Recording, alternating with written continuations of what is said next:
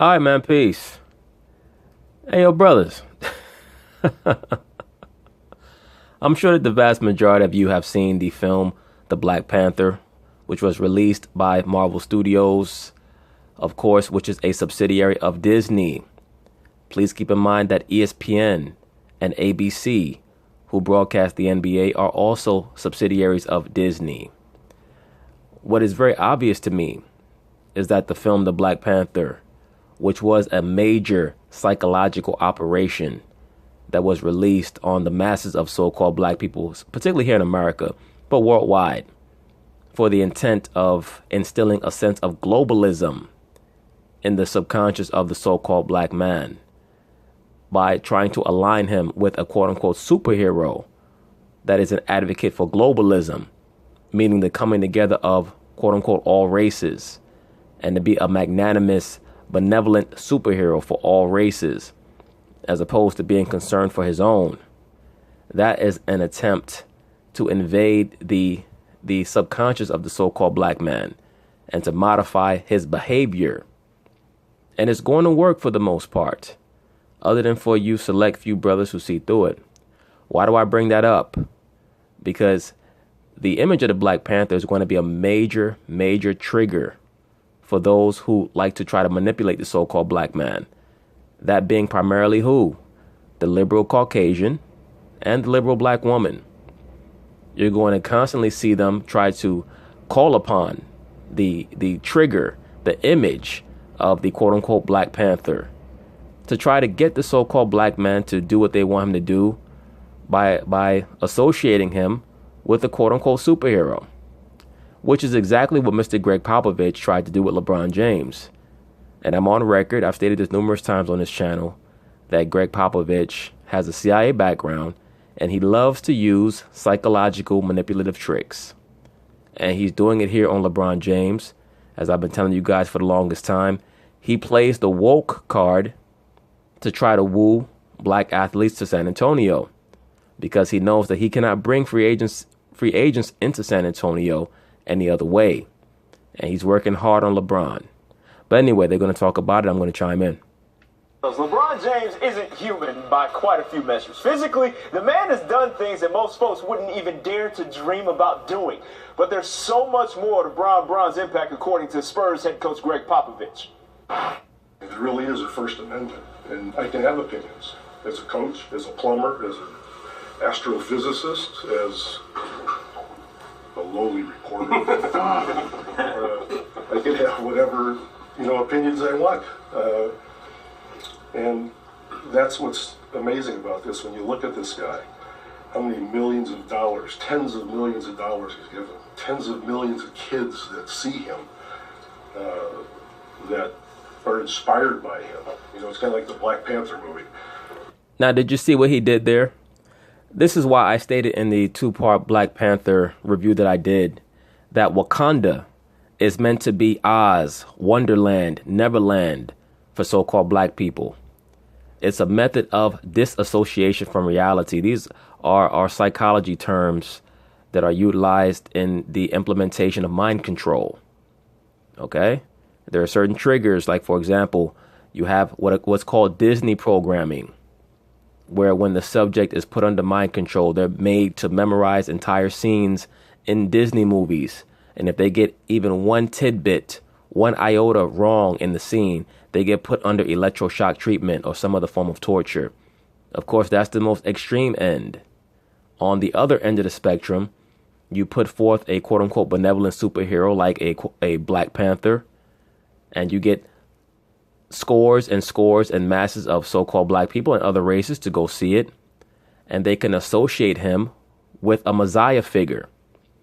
And Gregg Popovich understands the correlation between a superhero archetype and a cult of personality, which is what many of these mega athletes, superstar athletes, try to create amongst themselves. They want to create a cult of personality. That's why I told you guys that many of these top athletes, they love to go on Twitter and Snapchat and Facebook and see how many followers they have, because that represents their cult of personality. So he's catering to LeBron's ego by aligning him with the Black Panther. He knows that that is a psychological trigger for LeBron and many other prominent so-called black men to be aligned with, to be correlated with the Black Panther. It's like how you would try to correlate a Caucasian with Superman or someone like that. They know now that it would not be intelligent to try to link a prominent black athlete with Superman or Batman anymore now that you have the Black Panther. So he's going to use the Black Panther as a way to try to woo LeBron. It's very, very transparent. You know, it's how cool is that for kids to see that and have that superhero? Well, now LeBron's been that for a long time.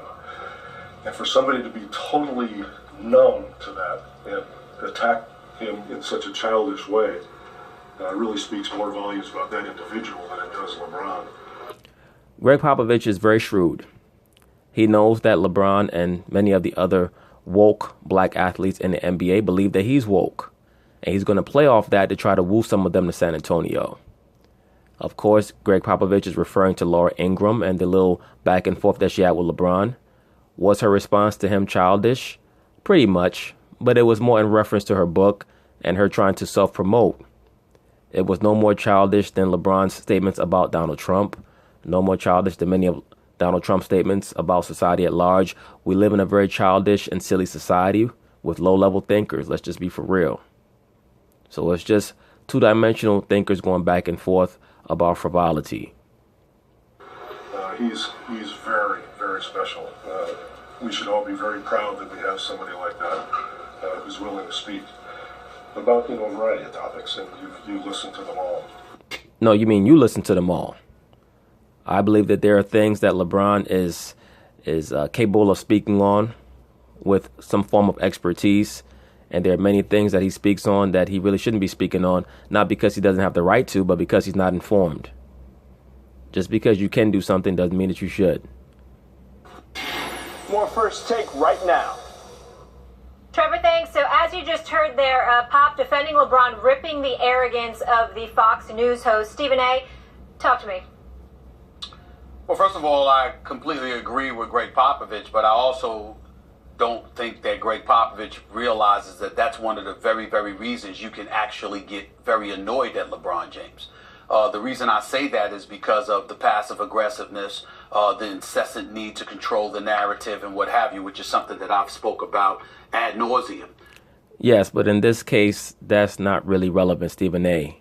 You're trying to turn this into an issue where you can rant about your own frustration at the fact that LeBron will not give you a sit-down interview. Please stick to the topic at hand. Because by and large, when you look at LeBron James, he's one of the greatest ever, not just on the court, but off the court. His greatness on the court can't be denied. But his greatness off the court, in terms of the residual impact that's primarily positive that he has on our youth and beyond, is unquestionable. This is a guy that was a star before, during his teenage years. He was on the cover of Sports Illustrated at age 17. He was labeled the chosen one, and one could easily argue that he spent a vast majority of his career. This is what they need to be paying attention to right here. When I say they, I'm talking about many of these pro-blacks who think that LeBron James' statements about Donald Trump make him informed or make him someone that can be considered a serious quote-unquote leader, whether it be literal or figurative, over the internet. You see how locked in he is with Hillary Clinton? I don't think that he has the foggiest idea who Hillary Clinton is, but then again, who knows? Maybe he does. A lot of these elite level athletes are in the know. They attend these spirit cookings, meaning the facsimiles of cannibalism. High level Luciferians like LeBron James practice pansexuality. They're knowledgeable of MK assets and how to access their keys, things like that. For those of you who don't know, Hillary Clinton is a grand dame. That's what she's considered in MK Ultra circles, meaning she has access to the keys of many of these assets, particularly a lot of these young women. She prefers females, all right, allegedly. Just like Bill Clinton, he prefers young men or boys, allegedly. Hillary Clinton was heavily involved in the trafficking of little Haitian children for sacrifice and other forms of pedophilia. That is why she's associated with Mr. John Podesta and many of the other more wicked aspects of Washington, D.C. But, that's neither here nor there. His career exceeding expectations. His philanthropy and charitable works, his willingness to help kids, his social consciousness, the positions that he's taken, how he's uplifted so many people is just unquestionable, it's undeniable, and it's incredibly inspirational. LeBron James is one of the greatest athletes we have ever seen. I agree with that. It does not mean that he's a leader, though. For him to be standing there with that female, he's not a leader. Sorry, he's very confused. Or a willing pawn. One of the two or both. Now, I'm talking about off the court, not just on the court. He is somebody that would have marched on the bridge in Selma. He is somebody that would have been invited and would have shown up when Jim Brown and Kareem Abdul-Jabbar and Bill Russell and everybody stood or sat side by side or stood over Muhammad Ali. Well, I agree with that. He may have even marched in Selma, because most of the people who led the march in Selma were a bunch of pansexuals, like Martin Luther King, etc. Now, if we're talking about the athletes that met at Jim Brown's office to allegedly support Muhammad Ali, I've gone over this numerous times on this channel already.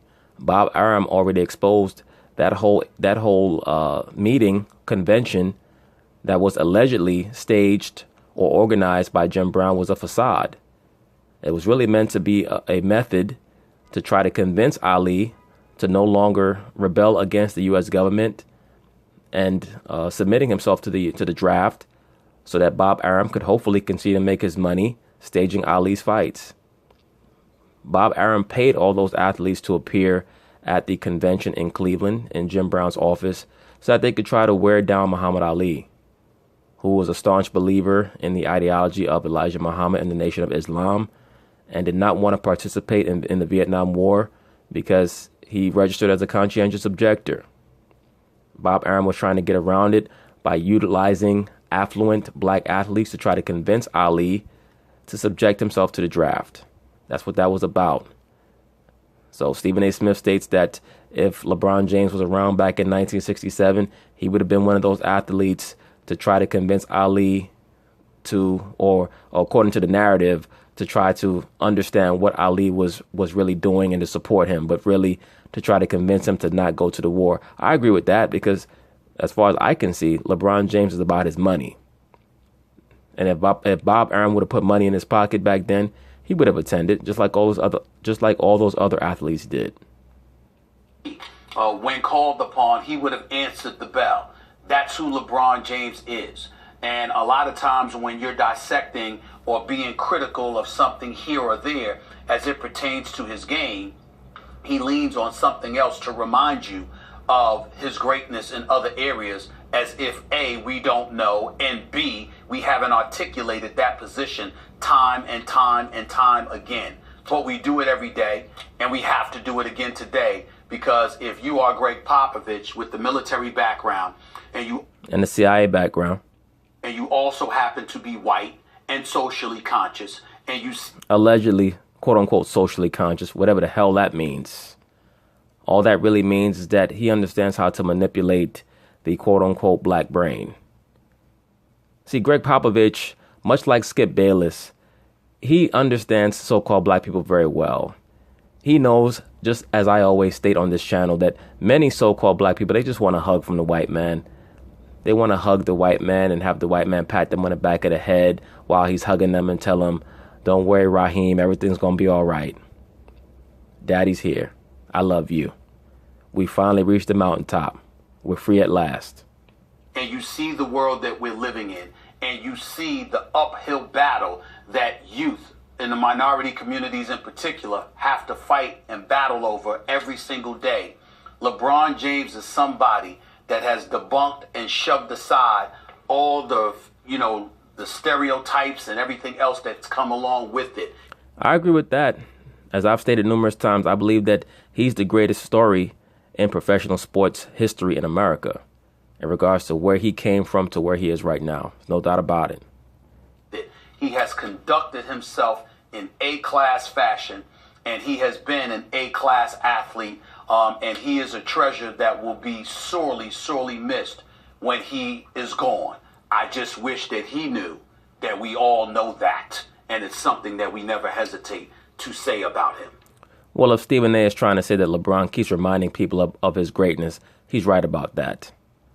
LeBron has an incessant need to constantly remind people about his accomplishments and what he quote-unquote brings to the table, which tells me that he himself is very insecure about what his legacy will be.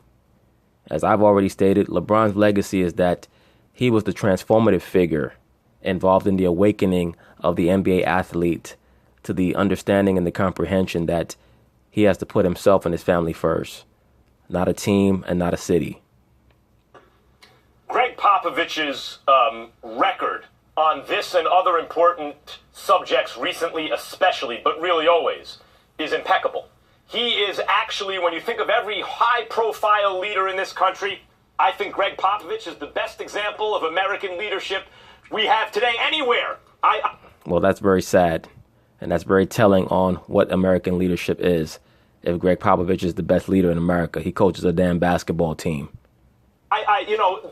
Popovich for president, but I do wonder, and I do wonder, Stephen A., that said, is Popovich courting LeBron at all? Thank you, sir. Thank you, sir. Not to trivialize this subject, not to say that Popovich wouldn't say the same thing anyway because he's been saying it, but they're playing the Cavs. It's brought up to him. LeBron would be a great fit there, and Popovich is supporting him. I wonder, even if he's not courting him, does LeBron hear that and say, I'd like to play for that guy? Well, look, the LeBron James, the Kobe Bryants, many of the more affluent athletes in the NBA have claimed that they want to play for Popovich. I think that that's something that people like to say. And then when it's time to put that name on the contract, they're thinking, wow, I'm actually going to have to play in a real offense. I'm going to have to set picks. I'm going to have weak side motion. These are all things that LeBron really doesn't want to do. He talks shit all day about wanting to play with Popovich. But saying that and actually doing it are two totally different things. If he were to go to San Antonio for the first time in his life, he'd be playing with a coach that actually has him running a real system. A real system.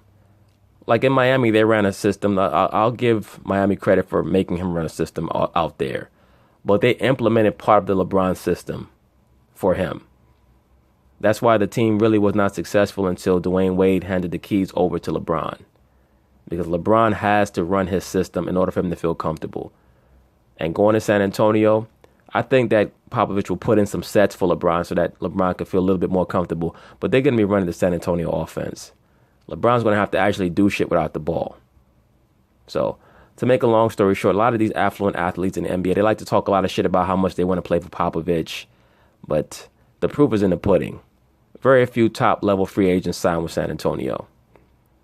I mean, you have Aldridge and how many others? Basically just him.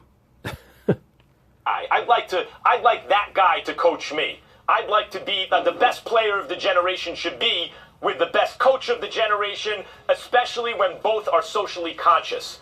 I wonder. It seems to me about the content, if you take the content of what Popovich said, Laura Ingraham, and we've talked about Laura Ingram's comments about LeBron, seem to be based on the idea that since she has more formal education than LeBron does, that LeBron should shut up and dribble. No, actually, I think that her statements were more based in the premise that she assumed that he has no knowledge about what he's speaking about. Yeah, she threw some low blows about him not graduating high school and things of that nature. But it was more implicitly based off of her belief, her understanding that he didn't know what he was talking about. And nothing in his comments contradicted that sentiment, unfortunately for LeBron. And it's true, she does have more formal education than LeBron, but in fact, she's arguing the point of view of the less educated. In the first place, I really hate the idea, and Popovich is echoing this sentiment, I think, or expressing this sentiment. I don't understand how she could be arguing from the perspective of the quote-unquote less educated when the extent of LeBron's comment is that Donald Trump doesn't care anything about the people and he's a bum. Laura Ingraham responded back with something equally frivolous and silly by stating that LeBron shouldn't be speaking because he doesn't have a high school education. He should stick to basketball. Unfortunately, though, even though it was equally as silly, her point was actually more relevant than LeBron's, because it's just the truth. If you don't know what you're speaking about, you really shouldn't speak about it. And I know that a lot of people may not like that. They may not accept it, but we live in a society where people think that the right to say what you like means that you should just say whatever you like. Words have power. And if you don't truly understand what your goal is, what the focus is behind your words, you really shouldn't speak. There should be some intention of improving your overall environment, your atmosphere, when you let words come out of your mouth. In some way, shape, or form, you should be trying to inform somebody. You should be trying to enlighten someone. You should be trying to bring forth some type of revelation, whether it be through humor or through being serious. But there has to be some intention. If you're just spewing empty words or words without information or terminologies and jargon, showing that you're speaking on a subject that you're not really adept at, you're wasting your own time and you're wasting everybody else's time. The idea that everyone needs a master's degree, at least in sociology, before we can talk about sociological topics, even if we don't come from that background. So LeBron James is a basketball player. He's not an academic. Well, the real issue is, as I already touched on in the two-part series that I did on the quote-unquote beef between LeBron and Laura Ingraham, it's not so much that he stated his opinion. It's that he's LeBron James. He's not the guy working in the mailroom stating his opinion about Donald Trump. He has millions of quote-unquote Twitter followers, Snapchat, Instagram, whatever you call it, whatever you want to name it. He has a lot of followers. So the things that he says have influence. So that is going to bring a repercussion whenever he decides that he's going to speak on topics outside of basketball. That's how it goes. He's a big boy. I'm sure that he can take it. But you have to understand that the higher the mountaintop that you stand on, the easier that it is for you to be seen. So he has to deal with the consequences of his words. Gregg Popovich, he looks at LeBron speaking and he says to himself, this guy doesn't know what the fuck he's talking about. Believe me, that's what Gregg Popovich says. But he covets LeBron James for what he can bring to the San Antonio Spurs.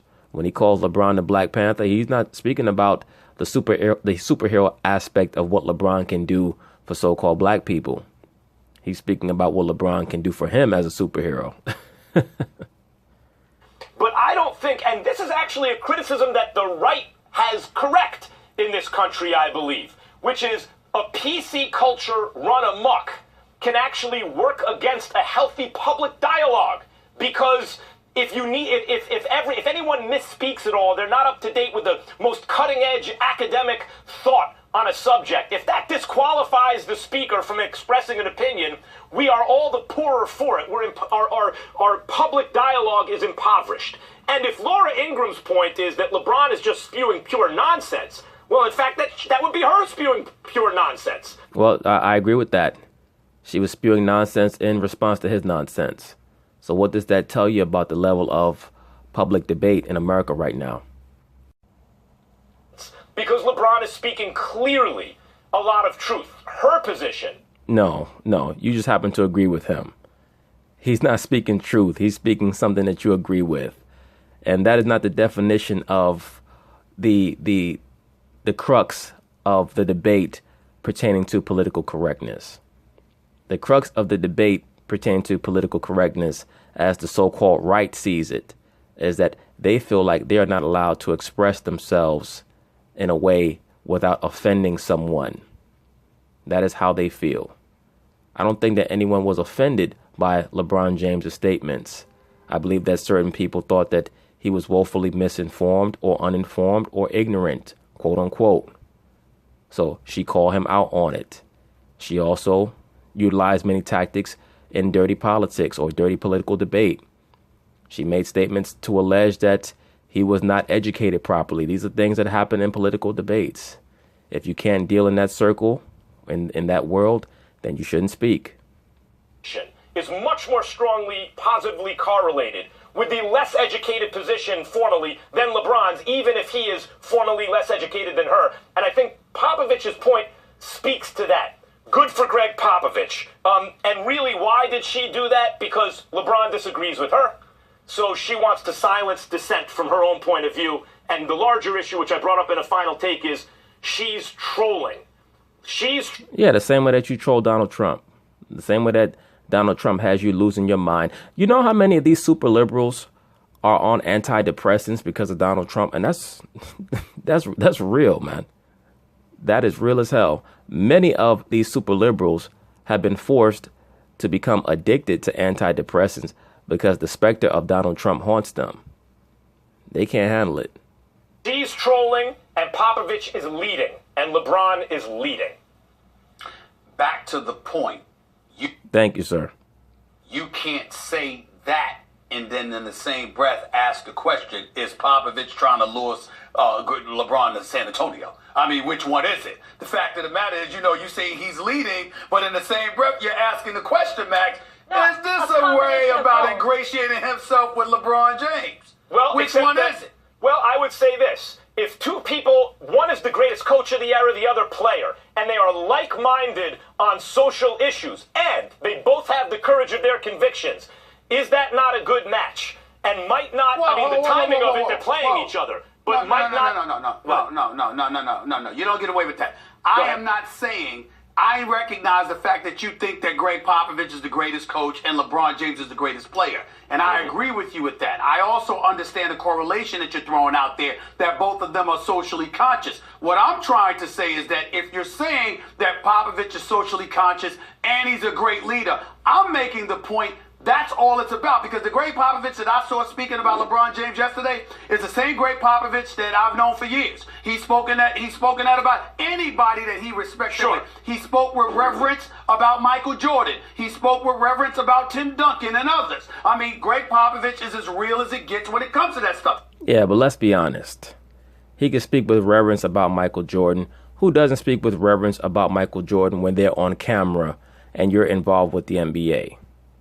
They have to, because they have deified Michael Jordan and they worship him as a false god. In regards to Tim Duncan, yes, he's spoken with a great deal of respect and admiration for Tim Duncan. How else is he going to speak about him? Tim Duncan is the greatest power forward of all time. When it comes to LeBron James, he's not speaking about LeBron as a basketball player. He's speaking about him pertaining to what he does allegedly off the court. And he has assisted in mythologizing LeBron James as a superhero.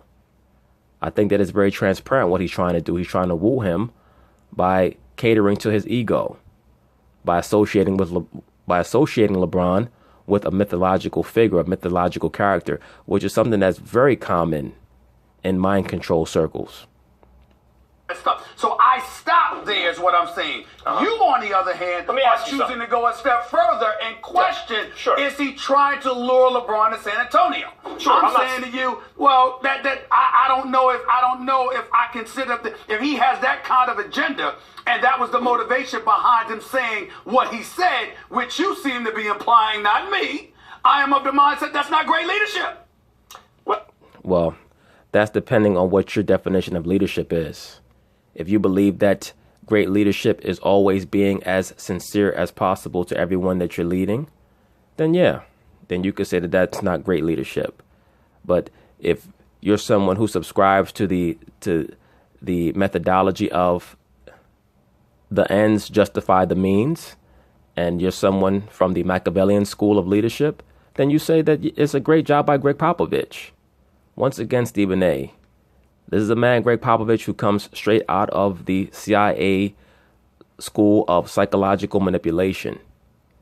Just because Gregg Popovich offers you a glass of wine and shakes your hand and asks you how you're doing and how's your mother doing and I'm sorry about your loss, it doesn't mean that he does not have any type of agendas. And as I've already stated, oftentimes people associate the word agenda with something negative. Sometimes an agenda is just an agenda, meaning they have a goal and they have a method to achieve that goal. It doesn't necessarily make him a nefarious person. Well, let me ask you a question, Stephen A. Are you real? Is the Stephen A in life the same Stephen A that we see on TV? If I asked you a question off camera about quieter. Yeah, but off camera though. Why? Yeah, but we don't talk on the phone sometimes? When you're watching a game, flipping out about something, that's Stephen A. Smith. People ask me all the time, is Stephen A. really like, I'm saying, what you see is what you get. This dude is a genuine dude, right? Yeah. Is it not also in your best business interest to be that way on camera? Just because you perform this way on camera, does that make you somehow your intentions less sincere or genuine? Do I get to answer that? I get to answer that? Please. I'm not this way because I'm on camera. I'm on camera because I'm this way. In other words, I was Stephen A. long before the camera ever came. Let me put it a different way. Some people are stars because they're on TV. Other people are on TV because they're stars, right? That would be me. That latter would be me. Yes. I agree with you. So Gregg Popovich can put it out there that LeBron is a good fit on the Spurs and not do anything disingenuous. Say, this is me. And by the way, that is you. And that's a good match. You guys are making this so complicated. Why can't it just be a little bit of both? Why? I agree, Molly. I agree. It's just, they're like two old ladies arguing over dumb shit. At the end of the day, it's very, very obvious that, yes, Gregg Popovich, he may actually have some type of admiration for LeBron James as a basketball player, and he may agree with him on a couple of ideological issues. But it's very clear that he covets LeBron as a basketball player. He wants to bring him into San Antonio.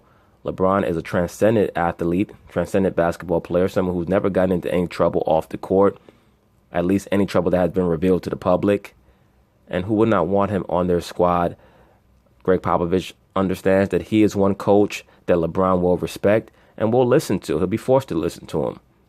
Because at the end of the day, Gregg Popovich is the only coach in the NBA who's had more success than LeBron James has. Why can't he believe these things about LeBron and also want to recruit him? Why can't it be a combination? Well, that's what I'm saying. Yeah. That's what I'm saying. I'm saying that one thing, those two things are not at odds. The reason why Stephen A. cannot believe it is because he is deifying Gregg Popovich. And if he was to acknowledge that any aspect or facet of Gregg Popovich may be even slightly perceived as disingenuous, then it would be an affront to the image that he has created in his mind for Gregg Popovich. This is why I call Gregg Popovich a mind control handler. Okay? He damn near has Stephen A.'s keys. When you create that cult of personality and you have a quote-unquote fan base, it's very difficult for quote-unquote fans to accept certain aspects of your character or, certain portions of who you are that may be a little bit quote-unquote unsavory or perceived as unsavory or less than stellar. In Stephen A.'s mind, if Gregg Popovich is saying good things about LeBron only to bring him to San Antonio, that makes him a fake. Because remember, fans think in extremes. There's very little nuance in how fans perceive things. That's what Stephen A. is battling with right now. Gregg Popovich represents the quote-unquote good white man to Stephen A.